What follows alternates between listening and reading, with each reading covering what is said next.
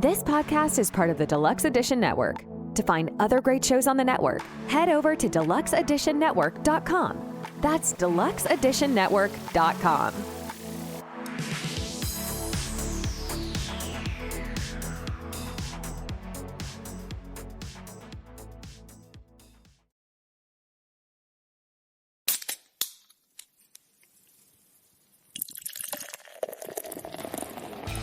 Welcome to the Drink O'Clock Podcast, where interesting people from all walks of life sit down for a drink and a conversation. Each week, Drink O'Clock features a diverse range of guests who share their stories, expertise, and insights. Hosted by Rob Max AVV Valencias. This podcast is the perfect way to unwind and hear from some amazing people over a refreshing beverage. So, sit back, grab your favorite drink, and enjoy the conversation on Drink O'Clock.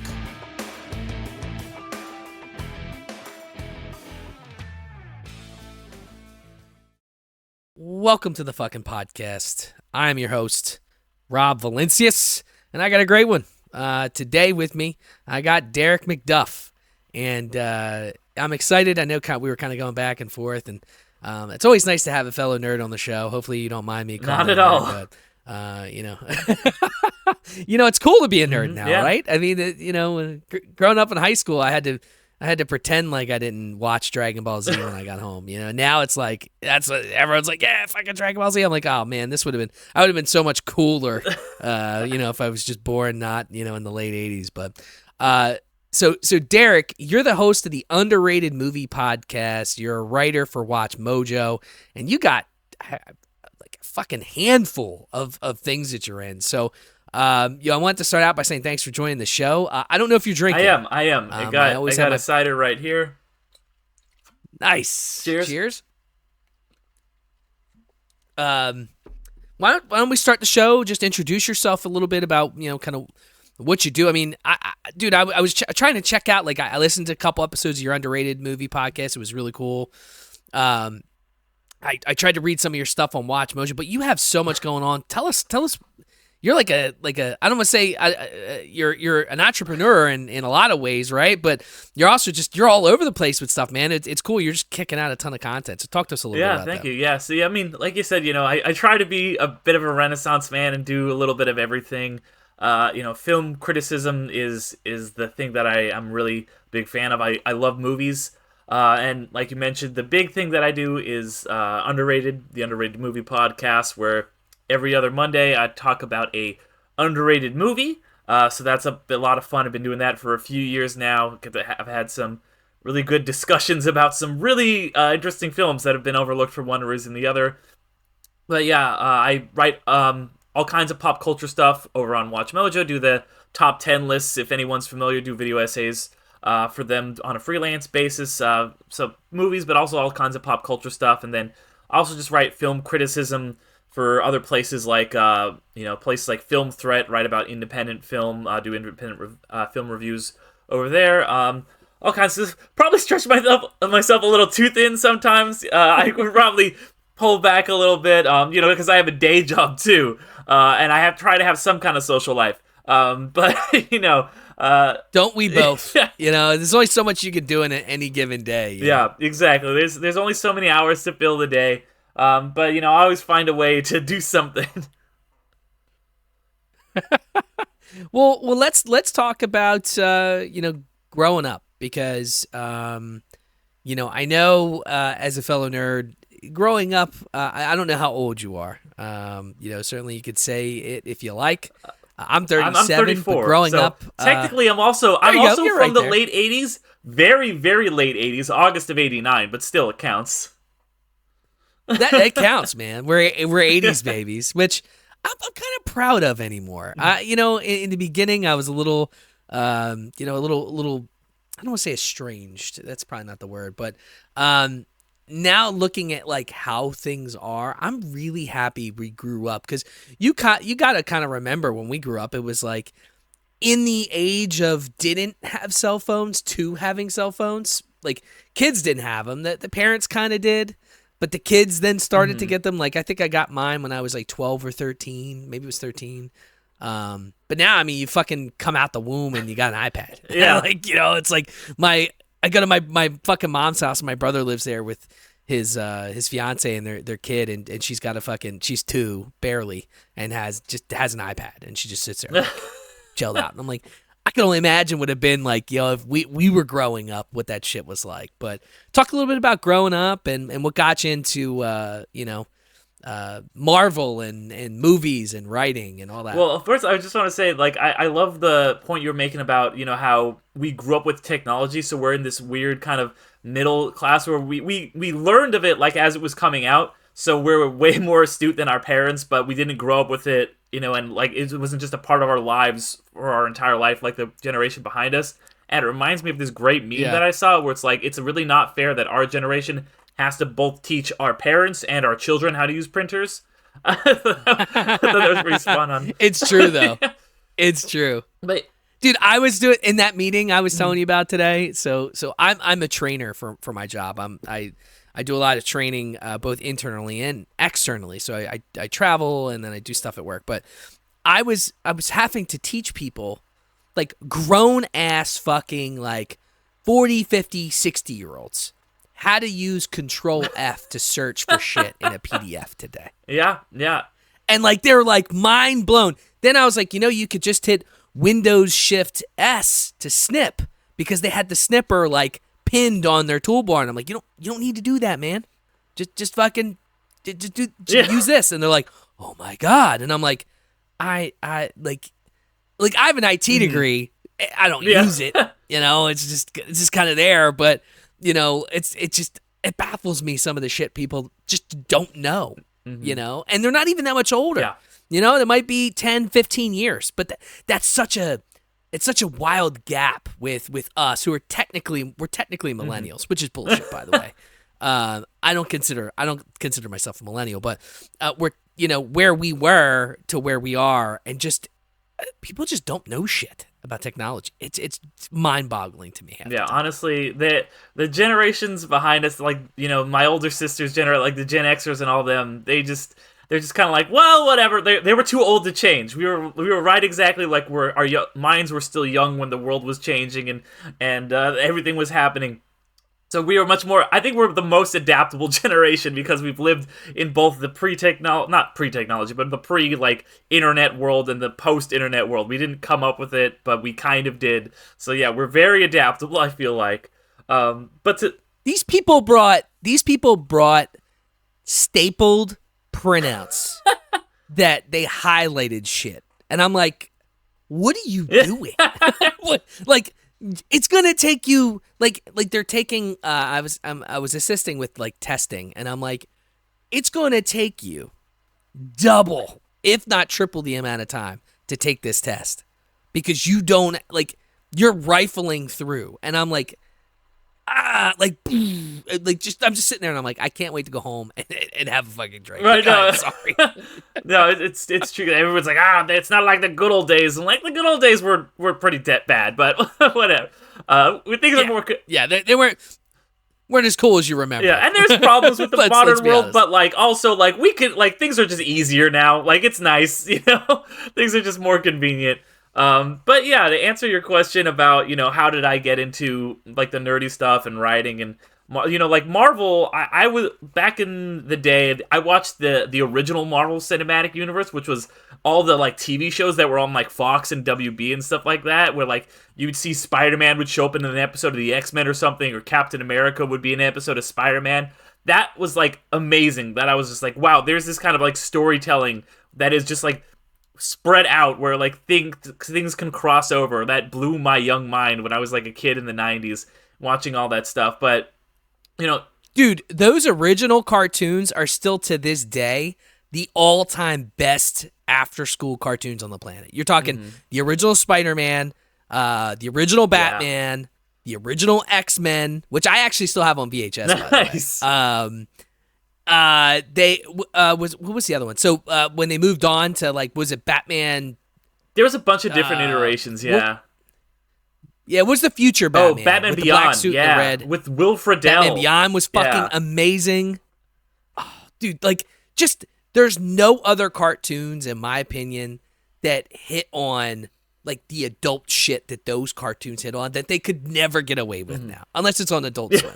You know, it's because they would just like sneak it in, and you would just like, as a kid, you don't notice it, but then like you go back and you watch it, and as an adult, you're like, this is like traumatizing. This is like deep, interesting shit, and you know, dude, like Ren and Stimpy. Yeah, there was some dark stuff. Like, I remember the first episode like yesterday where he's fucking spitting out all his teeth. It scared the shit out of me. That was episode 1 of Ren and Stimpy, of him losing all of his teeth. It's like one of my fears as a person now. And I don't know if it's from Ren and Stimpy or it's just because, you know, it's just a fucking fear in general. But he was like, he's like, I should brush my teeth. And when he went like this, you just saw like all the nerves dangling in his mouth. And you're just like, you go back and try to watch Ren and Stimpy. It's super it's wild up. And you know, Rocko's Modern Life, that was another big one for me that was just very like absurdist and beyond. And I see you got like a Rick and Morty sweater, like that feels like a natural evolution for our generation, growing up in all this absurd like crazy like weird humor that like that's just what it's become today, you know. And you still have some stuff like Adventure Time and stuff. I guess I've been off the air now pretty much, but yeah, it's I'm really appreciative of some of the damn fly, man. I'm really appreciative of the cinema and the shit that we had, because I feel like maybe it was better because we didn't have the internet.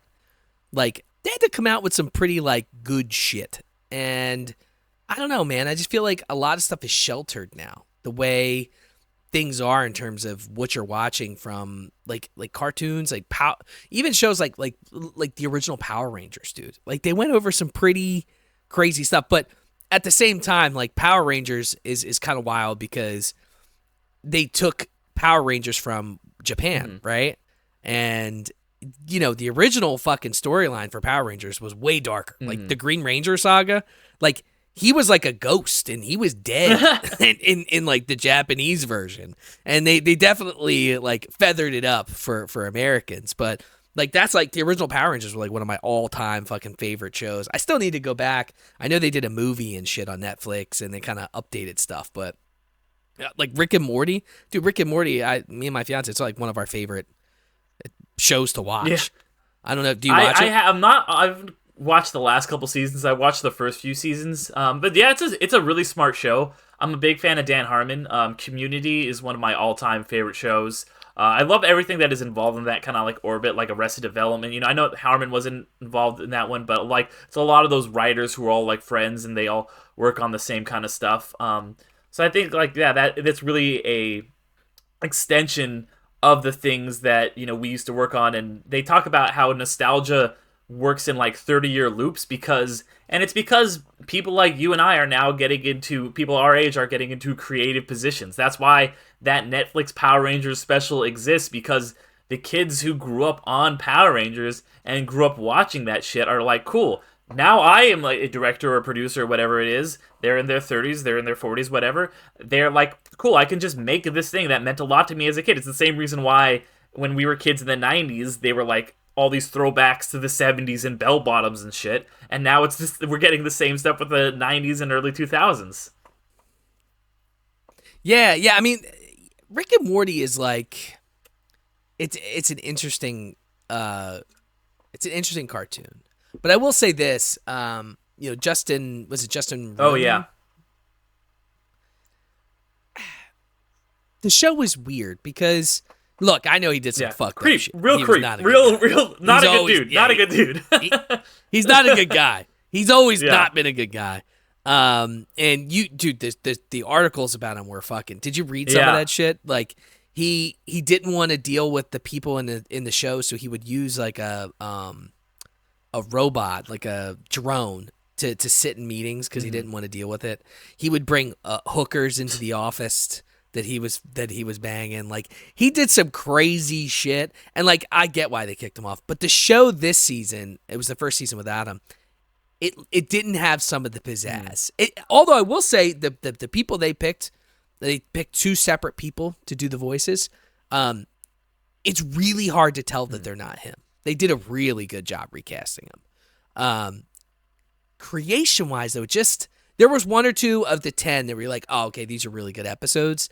But it did lose a little bit of some of the crazy off the cuff like comedy that kind of made it. So I'll be interested to see, because I know they have a couple more seasons like contracted or whatever. I'll be interested to see where they go, but I would catch up on it because I'd like to hear your feedback on what your thoughts would be for this season. So this season was really the only one without Justin Roiland. And I will say this, if you do not watch this show, like if you watch this show on Adult Swim, you're doing yourself a disservice.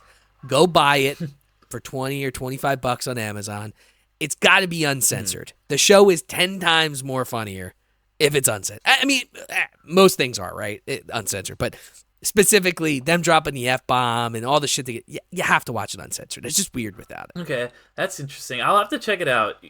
Speaking of Adult Swim and catching up on stuff, I just recently caught up on a show that I started when I was like 13 or something, and it just finally wrapped up, and it was a show that only would release a season about like every 3 to 5 seasons or 3 to 5 years, because it is so like they really put in the time and effort.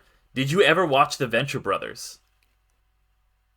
I have. Okay. I have. That is a show that is like, I think you might really like it based on, what the other stuff you like, because it's very pop culture referential, but not in like, it's in a very smart way. There'll be like a lot of like little references, like things that like me being like the obsessive pop culture nerd that I am, I'll just be like, oh cool, he's dressed like Steve McQueen from like the Law movie did. It's like a lot of little things like that. It's one of those shows where there'll be like a joke that started in like season 2 and then it becomes like a deep, important part of the mythology. They just came out with the movie to wrap it up because they canceled it, but then they're like, okay, all the work you were putting into like this next season, you can do as like a movie. So it came out straight to video, and then they released it eventually on Max.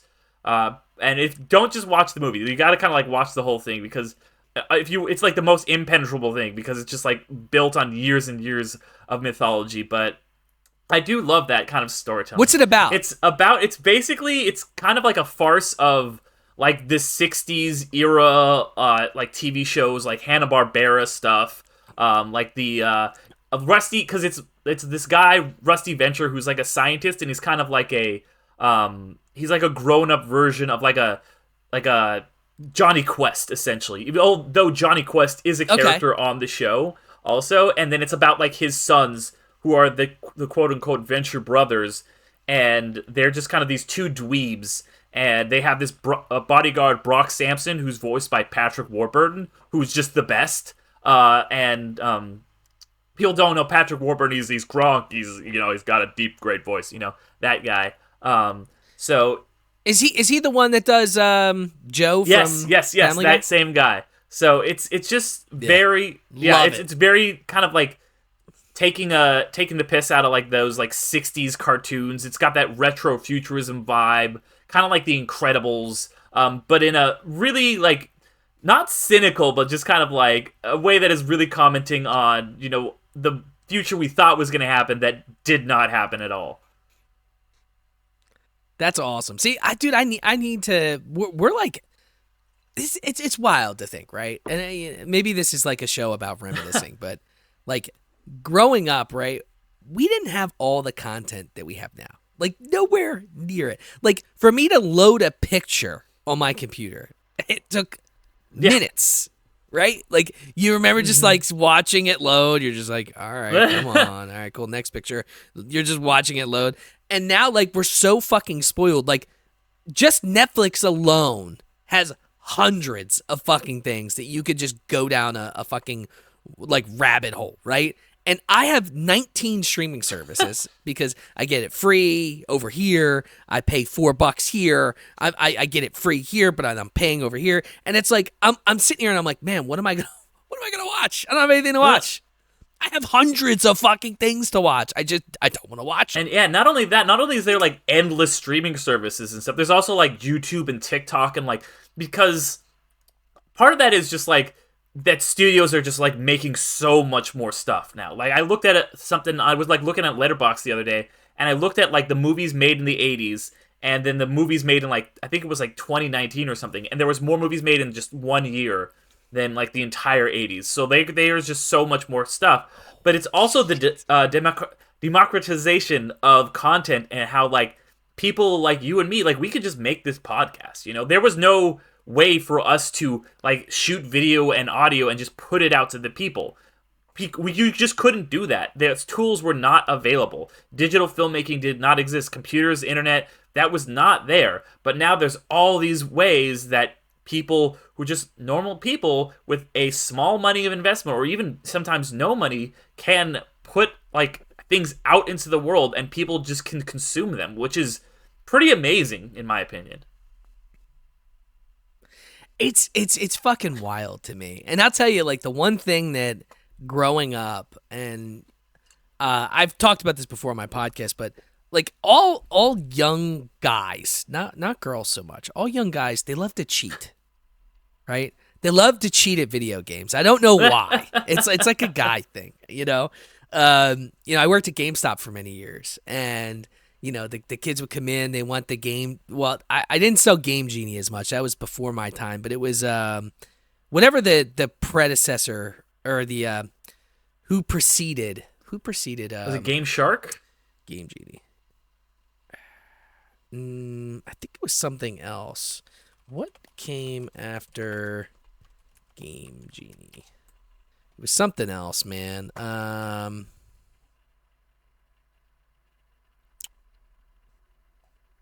It's gonna really bother me. Whatever it was for the DS and shit like that, and kids would be obsessed with it because they could cheat Pokemon and they could get some crazy shit, right? And then, like, I don't know why we're like that as guys. We love to cheat the system when it comes to video games. And now I feel like I don't know if I see that as much. I don't know if I see the kids cheating as much, but it's like it's manifested differently. You have kids that have fucking aimbot. Like, I play Apex Legends a lot, and I want to think that people aren't cheating. But I gotta tell you, man, sometimes I get beamed and I'm like, what he was hitting me with, he was... and there's a lot of cheating in Apex Legends. Yeah. There's a shit ton of cheating. And same thing, like, I play a lot of Valorant. There's a lot of cheating in Valorant, but you wouldn't notice it. Like, if you ever get bored, go on TikTok. I went down a rabbit hole and was watching. There's like there's cheaters, blatant cheaters that are posting on TikTok. They're going live, showing like, cheating in Radiant or whatever, and they're just like one-tapping people with guns, and they're going like 40-2. Like, they're gonna get banned, obviously, but they're trying to sell the cheats. And I just think it's funny of the evolution of young men cheating with video games. It's like, you go from something as simple as plugging it into a DS and then plug the game in, and you plug some stuff in and you're good, to like a complicated PC program, or if you're playing on Xbox or PlayStation. I'm not endorsing any of this shit, by the way, people. If you're a cheater, fucking stop cheating. You're killing me. It's annoying me.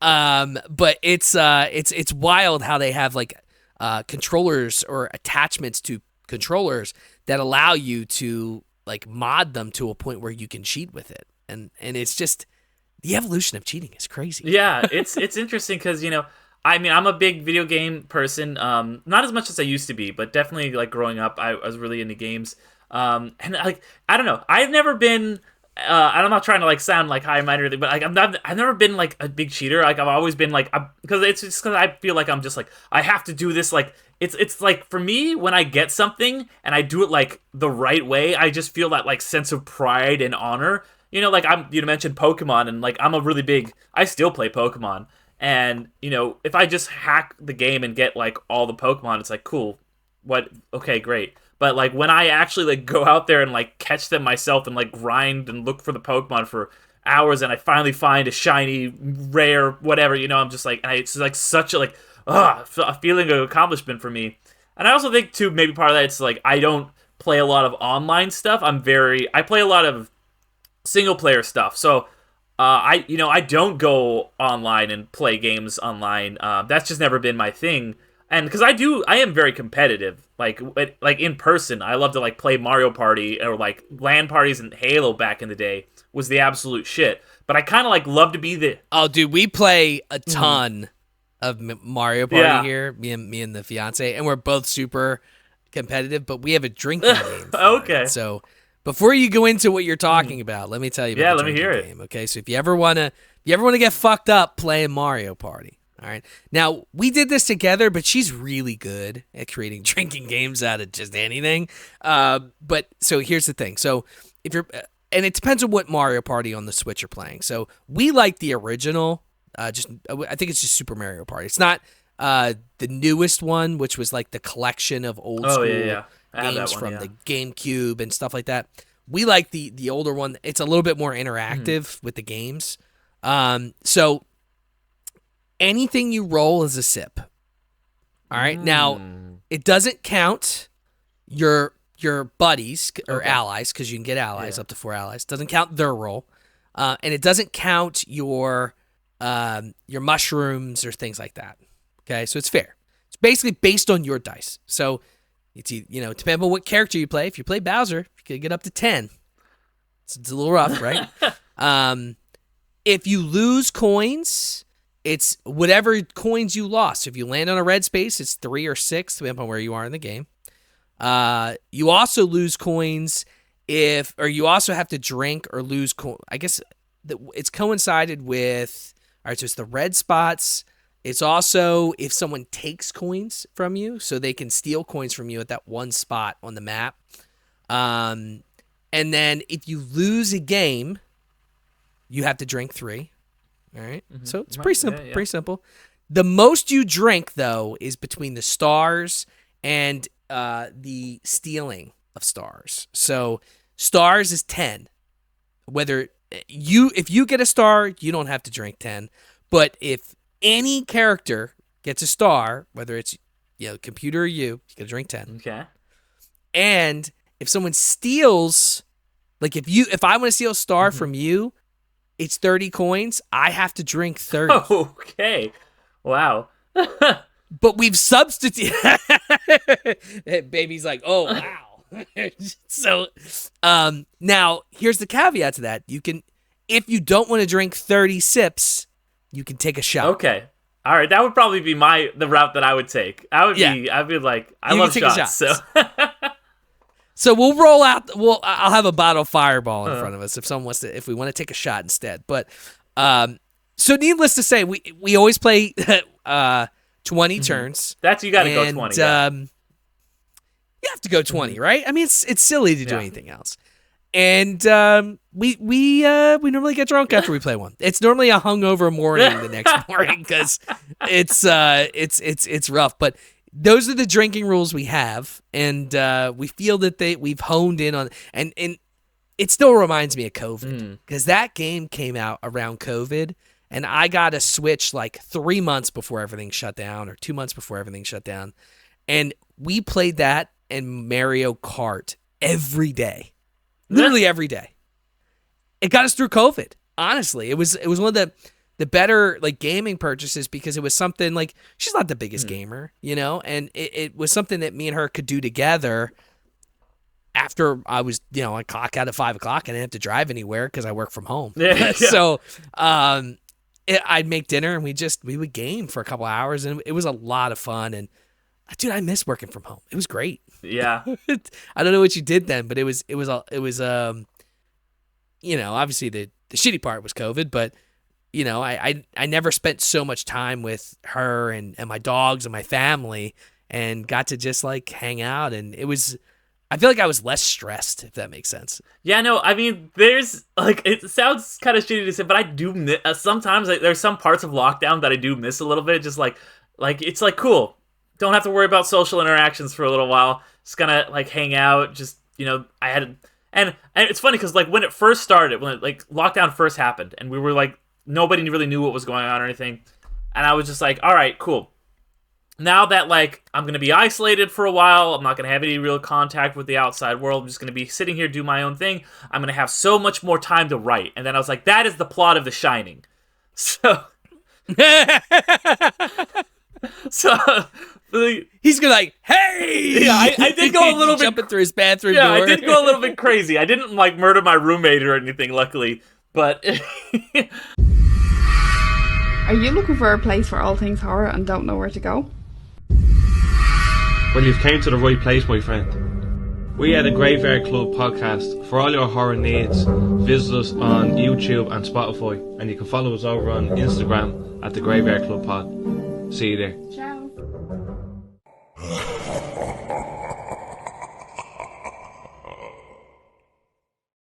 But yeah, I mean, so it was a weird time for all of us. But yeah, and that was also a time when, me loving single player games. My favorite games have always been Zelda. Like, I've been such a huge Zelda fan forever, and so I had gotten my Switch during lockdown too.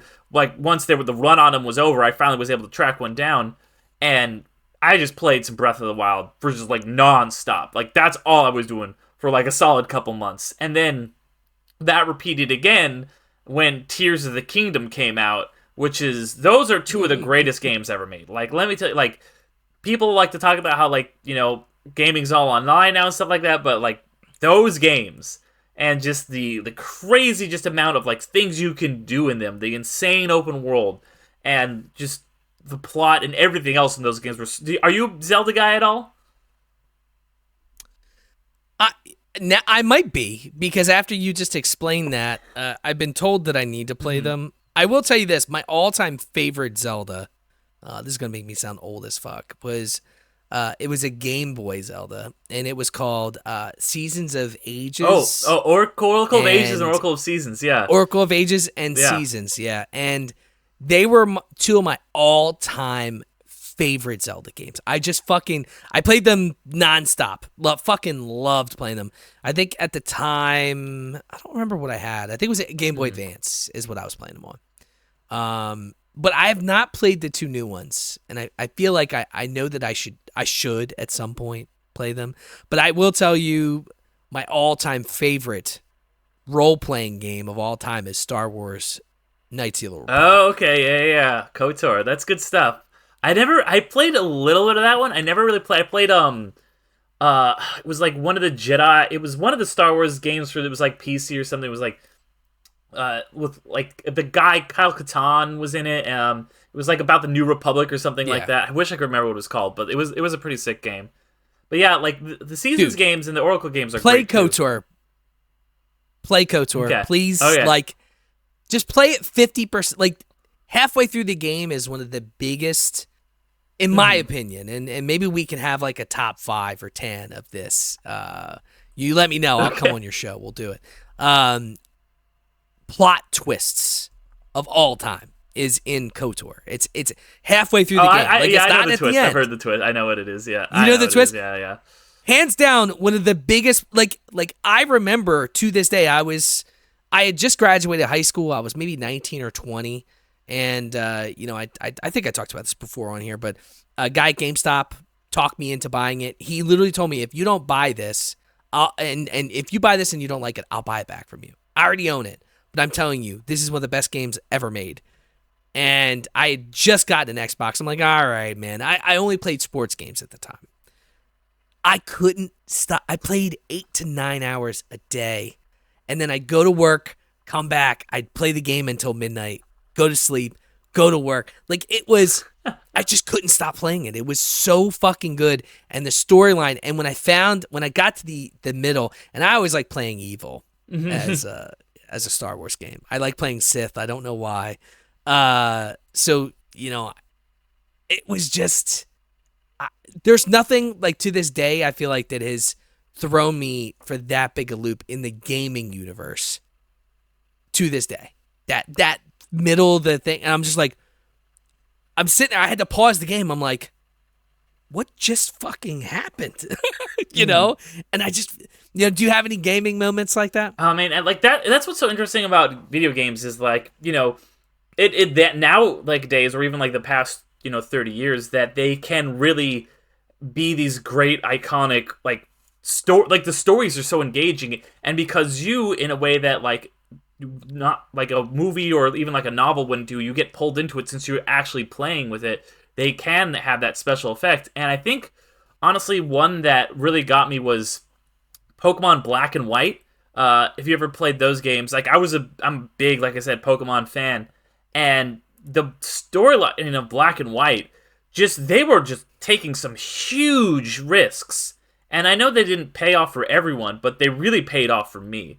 And some of the insane, crazy twists in that, where you're like, wait a minute, is everything I'm doing in this game actually like good? Is like trading Pokemon good? Like you're questioning everything, and you kind of have this like really interesting like relationship with the main antagonist, who like kind of sort of becomes your ally by the end, but you're still at odds with them. And it's just, and obviously the whole theme of the game is all about duality. It's called, black version, white version, total opposites, and draws on like the yin and yang and that kind of ideology. So that game, the story of, I remember just like the end, getting to the end of it, and like there's like a castle that like rises out of the ruins and at the end of the game after you beat the Elite Four and stuff like that. And I'm like, am I playing Pokemon or am I playing Zelda? This is incredible. Pokemon's always just had an allure to it. I played a lot of fucking Pokemon, Red and Blue, obviously. I used to collect the cards. Yeah. I used to go to Toys R Us on Saturdays, and we would do I would battle their gym leaders. Oh, nice. At like 8 o'clock in the morning or 9 o'clock in the morning. And I got special edition cards.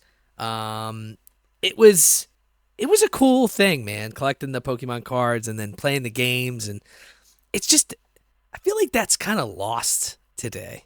Like, I know I keep going back to that, but like, I guess because we were at the forefront of that. Like, I don't know if like basketball cards and football cards are around, but we were there when Pokemon like started. Yeah, like, and I would do everything, dude. I would rake leaves. I would cut grass.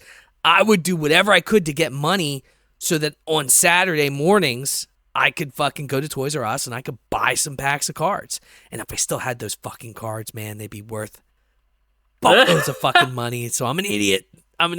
But yeah, I mean, I think we were at a forefront of a lot of these movements. And thinking back, I haven't thought about going to Toys R Us. Like, I feel bad for my mom. Like, she drove us there. Like who wants to fucking drive to Toys R Us on a Saturday morning so your kids can sit there with a guy that probably hates his life. He's like, yeah, I'm gonna put this card down, and he would stamp our fucking our book, our badge leader book, and we would get a bunch of Gyarados for free, and dude, it was a weird time, but it was so cool. It was exciting, Yeah, and it's it's like one of those things that, and Pokemon is still obviously super popular, but it was just something different back then. And I think a part of it is, it was this pre-internet era where you had to like, you could just, because you can like fact check anything now, right? You can just like go and like find anything else you want. You can go play with people on the internet, but there was something about, it's like you had to kind of be in person, which made it a little more inconvenient, but that made it like you appreciate it a little bit more. Like when you go to the movie and they give you that, I don't know if you remember that like Mew card that was like the ancient Mew, like that shit was the coolest, Or like, your friend could just be like, they would always like, that's how the Mew truck rumor started. Like in the game, you go find the truck, there's a Mew hiding, or like people would just make shit up. Like everyone had an uncle who worked at Nintendo who would tell them like, oh, this is what it really is. And because there was no internet, you just had to be like, maybe they were telling the truth. This person's probably bullshitting me, but I don't know. And there were these crazy urban rumors that would just start and circulate and things. And it made you it was like so weird and interesting. And it's a time that it's something you can't duplicate in the modern world where, and there's so many good things about like being able to like, okay, cool, this is bullshit. Let me just fact check it. But it's also, it was also just like, I don't know. Like, it was something magical about being specifically a kid at that time period. And I know we sound like old men, just like, back in the day, I used to play with my hoop and my stick, But, it's fun. There was some really cool stuff, and the screen kids today maybe are missing out on that. Do you remember the Pokemon shit from Burger King? The gold Pokemon cards? Oh my god, that is something I have not thought about in probably 20 years. I had all of them, dude. I bet you they would be worth hundreds of fucking dollars, at least. Like, they had a Pokeball, right? You crack open the Pokeball, and it had a little gold card that was like, and I'm sure it wasn't really gold. It was probably fucking like copper or something stupid, right? But it was like this little gold Pokemon card that came in a Pokeball, and you had to collect them all. And that was a fucking craze, dude. That was a craze for a little while where you had to try to fucking get them all. And I remember thinking to myself, man, it's so fucking stupid, but I got to do it because my friends are doing it. And now I'm like, man, I really wish I had that stupid fucking Pokeball because it would be worth a shit ton of money. Yeah. And honestly, just kind of continuing on the thoughts about like the pre-internet era and how one other thing I was thinking about was Animorphs. Did you ever read Animorphs when you were a kid?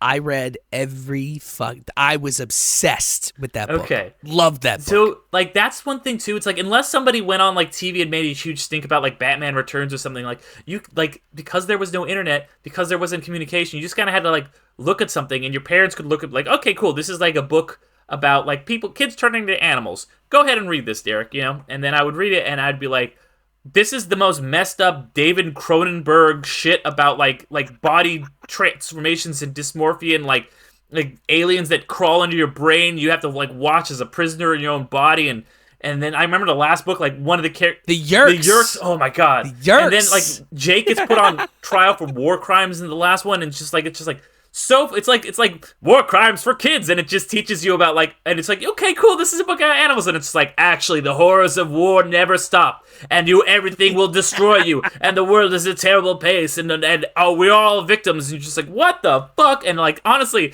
that has like, I think that is a big reason why I'm so into the like writing and stuff like that, is because I got to read amazing shit like that, and it just slipped under the radar, as long as it wasn't like a phenomenon, and like parents were like, it's funny because they would like focus on the wrong, like all the things that would get outraged were just complete, like people were like losing their mind. It's like Harry Potter promotes witchcraft, and it's like, no, it's like, we'll find out in 15 years that like the creator is like a turf and her brain is rotting, but like that's not the problem. It has nothing to do with witchcraft, and it's like so like these things, like nobody knew anything in the 90s. It was just it was like free reign. We could just fucking do whatever. Yeah, I mean, dude, Animorphs alone. What was the name? There was like who was the main alien? Axe. I'm trying to figure out. Axe. So Axe, all right, look, if you haven't read Animorphs at this point, you're an idiot. When he died, I still remember reading that book. When he died, it fucked me up.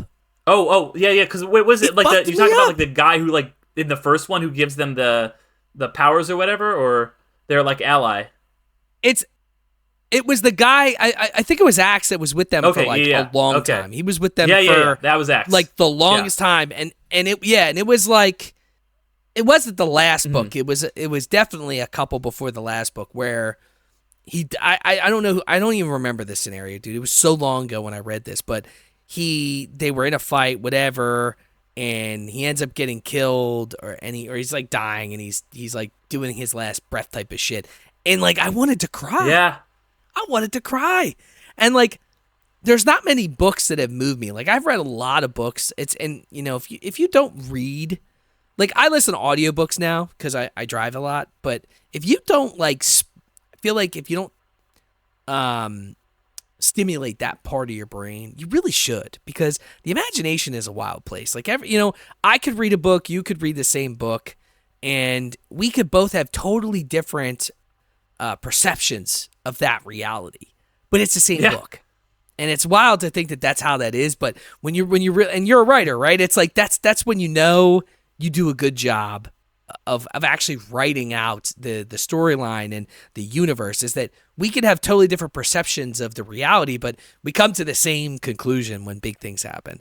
And who is the author? K.A. Applegate. Applegate. Yeah, or Catherine Applegate, which is small aside, but I think it's funny because, it was back in the 90s, like, for whatever reason, like, publishers were like, well, boys won't read a book if it's published by a lady, so we've got to make all these lady authors call themselves by their initials, like J.K. Rowling and K.A. Applegate, which is dumb and bullshit, you know. But it's funny because now I remember because my day job was in a bookstore, and I remember like seeing the shelf, that book, The One and Only Ivan, which won the Newbery Award and got like a movie adaptation. And I was like, Catherine Applegate, and I was like, huh. And I was like, I wonder. And it's like, it's the same lady. She's still writing amazing books for kids. And I'm just looking at the cover. I'm like, this looks like a nice book about like a guy or like an elephant and a gorilla. And I'm like, this is going to be the most traumatizing shit ever. I know her game. Like, I know what's going on here. Was it good? I didn't read it. I didn't get a chance to read it yet. I need to. I actually have a signed edition of one of her books, but I haven't read it yet. I'll have to check it out. Like, dude, there's so many. I mean, look, let's be honest. Harry Potter. That last book was. It's got to be the best book I've ever read. It's good. It has to be. It's fucking great. I couldn't put it down. Like, I was working. I was a cashier. Mm-hmm. I was working, and in between helping people, I would be reading the book. I couldn't physically put it down. I had to finish it. And audiobooks back then weren't really like a thing. Like, I don't think they were really, like, I'm sure they were around, but it wasn't like mainstream like Audible made it. So I had to keep reading. And I would just constantly, like, I think I finished it in a couple days. But I also had the same thing with like Percy Jackson. Their books, his books were really, really good. I love Greek mythology. Same.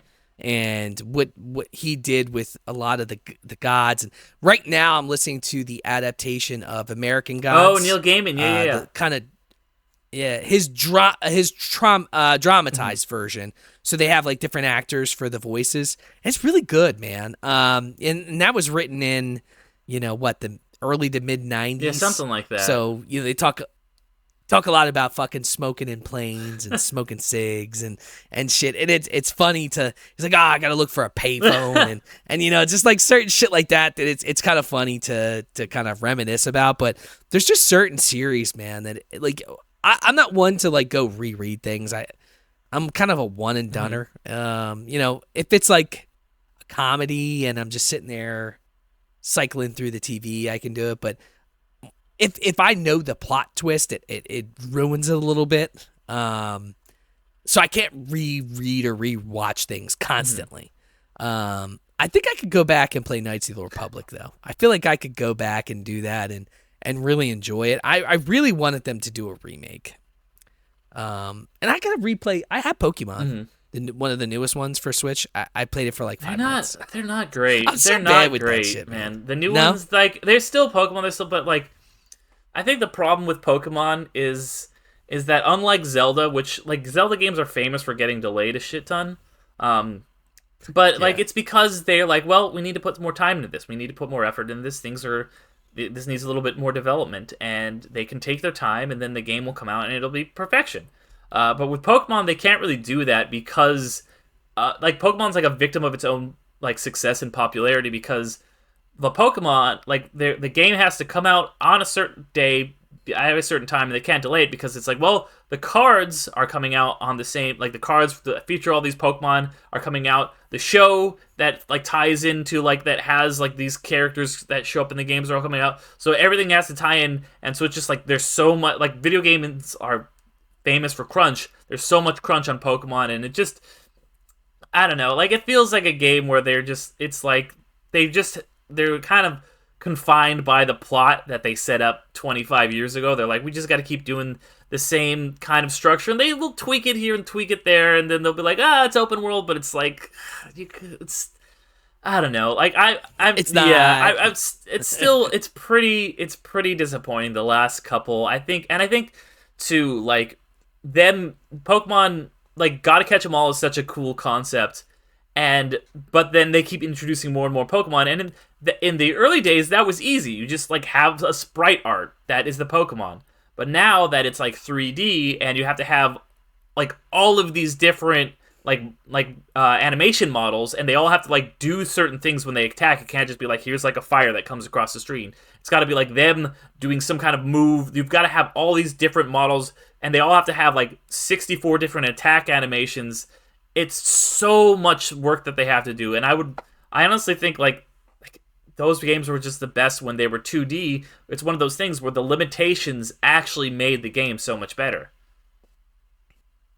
No, it was a good Pokemon game that I think is underrated, and I feel like this will play into your podcast, even though it's about movies. Pokemon Snap was fun. Pokemon Snap was great. Pokemon Snap, I spent I mean, a lot it wasn't of hours like on that there game. was no like great content about it, but you had to get pictures of Pokemon doing certain things or in certain poses, and you had to get certain Pokemon because they were rare and ultra rare, whatever. Pokemon Snap was fun, man. I remember going through it and I'm like, this is gonna be stupid. I'm like, oh, I gotta get this, and I like, on N64, and like that was one of those ones where I was surprised that I enjoyed doing it. Yeah. I didn't think I'd like it. That's that a great much, spin-off game. And I'm going to be real, like I played a lot of that game. I even bought the new one when it came out like a year or two ago. And I'm like, low-key, I'm like, did this make me like a fan of photography? Cuz I'm like an amateur photographer, and like I'm like, was this thing about like you've got to get the exact right angle, you've got to do this thing and push the Charmander over here, then it'll evolve in Charmeleon. You got to do a different thing to get like in getting the perfect shot. And then when the professor rates it, it's like you get point. Like, did that make me love photography? Because I think it definitely at least played a part in that, in my love of just trying to like, the art of loving it. Because I'm not like super serious about it or anything, but it's a hobby of mine, and I think that's partially responsible for it. How's the newest? The new one's fun. Is it? Is it fun? It's a lot of fun. Yeah, it's kind of it doesn't set the world on fire or anything. It's kind of like, oh, this is just an updated version of what we got. I never beat it or anything, but it's the same. It's the same kind of stuff. It's that same kind of like on the rails, just like you're going through like these interesting things. And the cool thing about it too is just like, Pokemon Snap is just like the original Pokemon. Now it's like there's like 1,000 Pokemon in the new Pokemon Snap because there's been so many more games, and that's pretty cool to see. Yeah. That's interesting. I'll have to check that out. I mean, it might be something I could, me and the wifey could play. So, let's talk about this, and then I'm going to hit you with some. I'm going to ask you some top fives. We'll put you on the spot. So, talk a little bit about the Underrated Movie Podcast, man. How did it come to be? And what I guess what got you to the podcast world? Yeah, so I mean, I've always been a really big fan of movies. It's been a big passion of mine, watching movies for a really long time, to the point where like when I was really young, I wanted to be an actor and stuff like that. And over the years, like being a writer, talking about movies, I've kind of been wanting to like kind of look at them from a really critical angle. And I the last probably a few years before that, got really into podcasts. I would listen to a lot of them, and a lot of usually what I listened to would be film podcasts. And so I was like, I really kind of wanted to start one of my own. Me and a couple friends at the time were shooting around some ideas about doing a podcast. And one day, like we were kind of like, maybe we'll do a film podcast or something. And one day I was just watching Stardust and texting them, and we were talking about how it's a really underrated movie, and I was like, that's it, like underrated. Like we'll talk about underrated movies. And yeah, I did the podcast with a couple co-hosts for a while. The last year or so, I've kind of taken it on my own, and now I've been having different guest co-hosts and stuff like that. But yeah, I still love just getting to talk about movies, because one of my favorite things about like is like everyone talks about like there's a million podcasts where people are talking about like this is a great movie, it's one of the greats of all time, and it's a movie that everyone's seen. It's like cool, those movies are great, they get championed enough. I want to like champion the movies that people haven't seen, that people don't appreciate. That it's just like, I just want to be like, yeah, you guys, listen, let me tell you about why Speed Racer is so great, that kind of stuff. Well, that's going to get us into the top fives. So one of the ones I wanted to ask you, and this is kind of for my education, because maybe it'll be things I've never seen. Give me a top 5 underrated movies of all time. Of all time, okay. You can mix and match, and if you want to do a top 3, whatever you're comfortable with. But top 5, if you could think of off the cuff top 5. I mean, I will say Speed Racer. like that movie, I think, is a movie that, critics and audiences just really missed on. That, like, from the jump, I've been like singing its praises. And you could probably say that about most of the Wachowskis post-Matrix stuff. So I'll throw one other one by them in the top 5, and that's Cloud Atlas, which I think is another masterpiece that they did. Let me think. Pete's Dragon, the remake, the David Lowery version. That one is. I think it's a movie that like will make me cry every single time I watch it. Like, it's so good. It's like E.T. for the modern age, but in my opinion, and this might sound like blasphemy, I like it significantly better than E.T. I think it is just a beautiful story about like a guy and his pet and just like their unique friendship. And it's got like great supporting performances from like Robert Redford and shit like that. And it's just so like just warm-hearted and just like wholesome. And even the people who are the quote-unquote bad guys aren't really bad people. They just don't understand things or have different goals. Okay, so that's 3. Trying to think of some other all-time underrated movies. I'll say Stardust. That's another one. Just absolute masterpiece. I don't think I've ever seen that. So good. It's got Charlie Cox, who would go on to be famous in Daredevil, but it's like The Princess Bride. It's just this amazing fairy tale, really fun. Robert De Niro is in it, playing just like this great like cross-dressing pirate. It's just so good. And then, I mean, this is recency bias maybe a little bit, but I'm gonna throw in a movie that I just recorded an episode on, but it's not even out yet. Bad Times at the El Royale, movie by Drew Goddard, who I'm a really big fan of. Drew Goddard. We've covered him a couple times on the show. He was one of the writers from Lost, which is how I came to be familiar with him. And it's just this movie that's just got all of these characters, and they all are disconnected. It's set in like the 60s or something.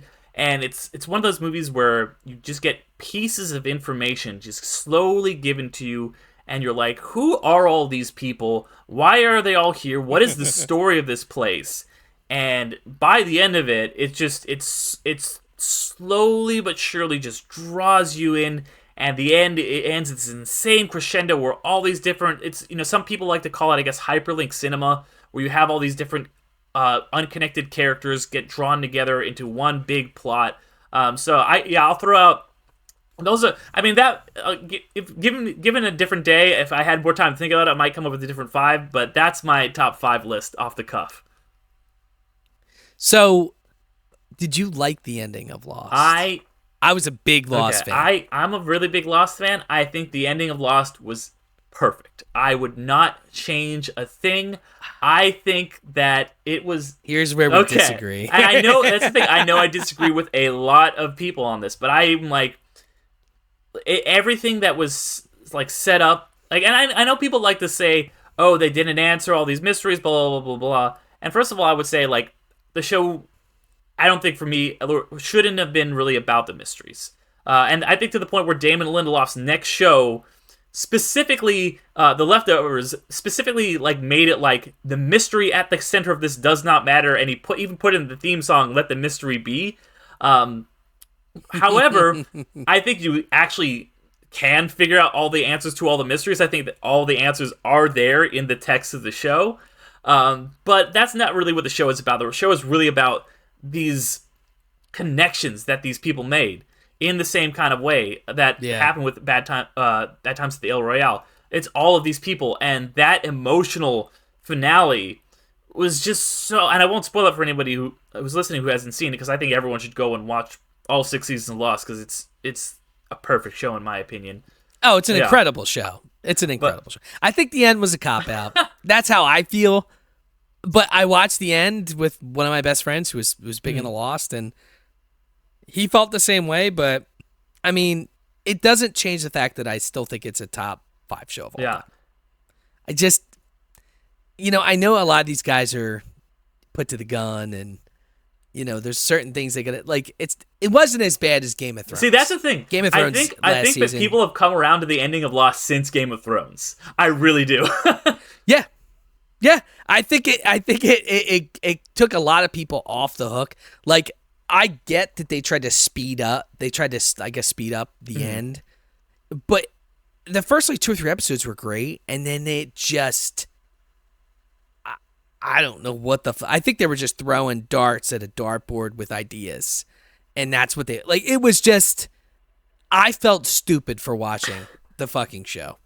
And the newest show was Dragons, Mother Dragons. A Dance. What the name No, of it's the not show? A Dance with Dragons. I know what you, yeah. The newest one. The first season was fucking fantastic. As long as they just kind of, I think if they're just making shit up, it'll be great. But like, but at the same time, they made that shit up too because he never finished the final book. Yeah. So, I will say this: if you like Lost, have you watched the show made by their producers called From? And it's got I've heard about it, and it's been on my list. I haven't watched it yet. It's got the black guy. What was the black guy that was the main character in Lost? Michael talk about which character. Was it Mr. Echo, or is it Michael, or Michael. Okay. Michael is the main character I've seen in From. And dude, it's good. It's really, there's some crazy fucked up shit. Harold Perrineau. If we leave this podcast, we leave this podcast and you don't have shit to watch right away, or you got some time, watch the first episode, you'll get hooked instantly. It was renewed for season 2. But it's Lost, but it's just a different version of it. Like, to the point where you're just like, you get the Lost vibes. There's so many question marks, so many things that like they answer in tidbits. Like, you see flashbacks and notes, and just it's Lost, just a different setting. I'm telling you, you'll message me in like 3 days and be like, dude, I powered through it. I fucking love it. It's on MGM Plus, which was formerly, what service was it called? Epic. Okay. Epix. Epics with like the X. Yeah. The Epix is now MGM Plus. So I know a lot of people cut the cord. I'm still an idiot and pay for Comcast TV, so I have like every channel, so I get it for free. But if you can find it, it's really good, dude. I'm telling you, you're gonna message me and be like, dude, I am so back into like 2009 because it's just everything that's going on, and like you just want to watch more and more because every episode is something weird, and it just gets weirder. Like, to put it in perspective, there's these ghost zombies that live in the woods that eat people. Okay. But they only come out at night. That sounds cool. I'm gonna have to check it out. And they're stuck in like a purgatory type place. Like, just please watch episode 1 and tell me what you think. And anyone listening to this, watch episode 1 of From and tell me what you think. I can't wait for season 2. I think it's fucking, like, it ends on some pretty cool like cliffhangers, and you just want to know more. You don't know where the fuck they are, and just watch it. You'll love it. All right. And let's end with this, because I know you're a big Marvel fan. What's your top 5 Marvel movies or franchises? Okay, are we talking like just the MCU or just like Marvel in general? Marvel in general, whatever you like. All right, so I think in no particular. I mean, I gotta throw out. I love the Spider-Man franchise. So there's a lot, and there's like multiple Spider-Man franchises. So there's a lot I could pull from there. Including like Spider-Man 2, which I think is a masterpiece. But you know what? I'll say, I'll just say the one where they all crossed over. All the Spider-Man franchises became one kind of franchise, and Spider-Man No Way Home, I think, is so awesome. Just really cool and interesting. I need to see it. So I good. haven't seen it yet. Yeah. I listened to your podcast with Spider-Man 3, and I was dying because I know they caught a lot of heat for that movie, but it wasn't the worst movie. It had some positives, but it was definitely Mr. Sammy or Sam Raimi. Raimi. Yeah. Mr. Raimi did not. I don't know if he was high during that movie, but I mean, he might have been. It was knowing Sam Raimi, it was an he pulls out interesting some interesting put on stuff for Spider-Man. sure. But yeah, that one, I would say Thor Ragnarok, really great. Thor is a character I think of the MCU that is really great and underappreciated sometimes, and I liked the first two Thor movies, but I think the third one just really took that character in a new and interesting direction and did some interesting things with, the whole concept of him. Endgame, obviously, has to be mentioned. Like, the fact that they were able to have a conclusion to this, like, 12-year franchise with all of these different characters from multiple different franchises and tell a interesting, compelling story that wrapped it all up really nicely. I know they've made more movies since then, which, I have conflicting feelings on. Doesn't compare. Yeah, but doesn't compare. Endgame was just a whole different vibe, man. It was a fucking amazing movie. Yeah, it's I think, for me, like, 5 stars, like, no question. Yeah. I'm so what other ones am I missing here? Also I will say Spider-Man 2. Like, cuz if without Spider-Man 2, you don't get the Marvel movies. Like, you don't get the MCU, you don't get modern superhero films in general.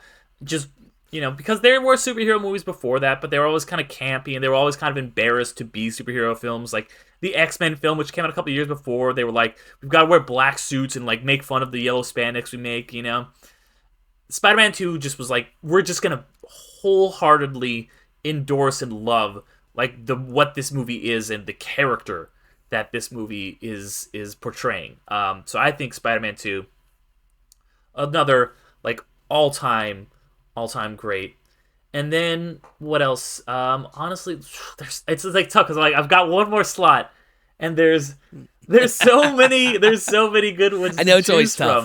from. I guess I could choose like a franchise. I'll go with Captain America: Civil War. I think that movie is really great. It manages to take Captain America. Who is this very wholesome character, and he's the man out of time, and puts him into this really interesting moral dilemma with Bucky and Iron Man, and it's it's also got one of the greatest superhero fight scenes of all time when everyone's just like fighting in the airport, and that's all super cool.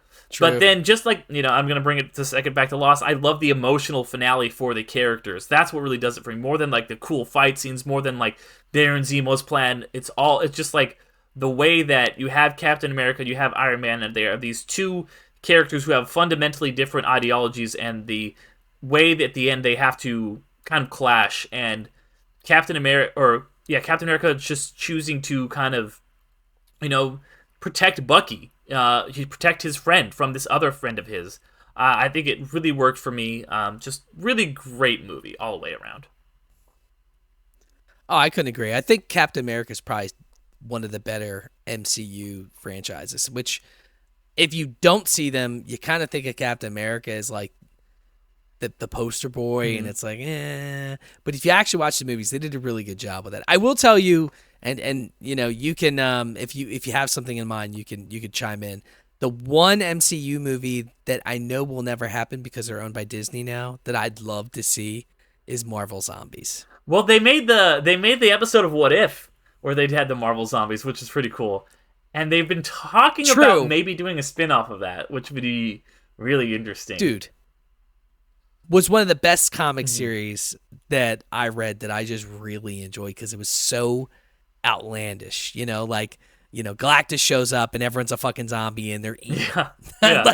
like just the sheer craziness of it. It was one of my more favorite spin-off series of a major. I was big into collecting comics, back in the day, and that was one of my favorite ones to read.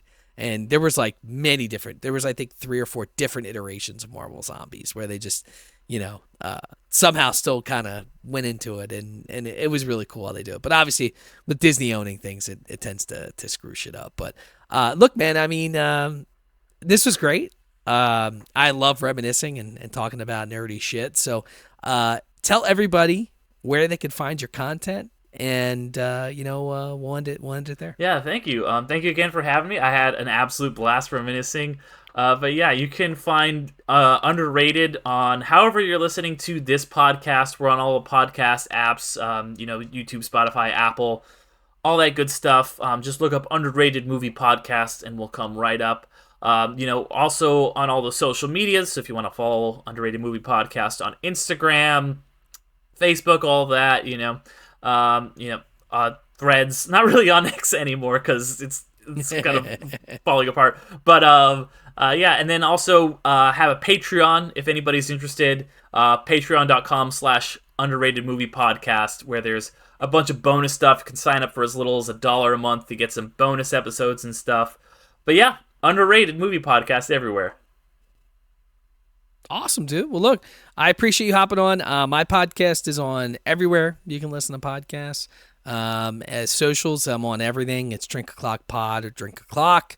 I'm also a member of a podcast group. It's a network group called the Deluxe Edition Network. I got to mention the podcast of the month, which are the Bev's Video Kingdom, Barrel Age Flicks, and the Kindness Matters podcast. Awesome group, man. I follow all those guys. Great podcast. It's kind of a slew of different things, and it's great because we all kind of network together. Nice. And we're able to talk about all the different things that you could think of podcast wise. So thanks for hanging out, man. And I hope you have a great Thursday, thirsty Thursday, we like to call it. You too, man. You too. Awesome, dude. Well, look, you have a great night, and let's stay in touch. Sounds good, man. Thanks for listening to the Drink O'Clock Podcast, where fascinating people from all over the world share their stories over a drink. Be sure to subscribe to the podcast on your favorite platform to catch up on past episodes and stay up to date on new releases. If you have any comments, questions, or suggestions for future guests, the team at Drink O'Clock would love to hear from you. You can find them on most social media at Drink O'Clock Pod. Until next time, stay classy and remember, people, it's always happy hour somewhere. Cheers.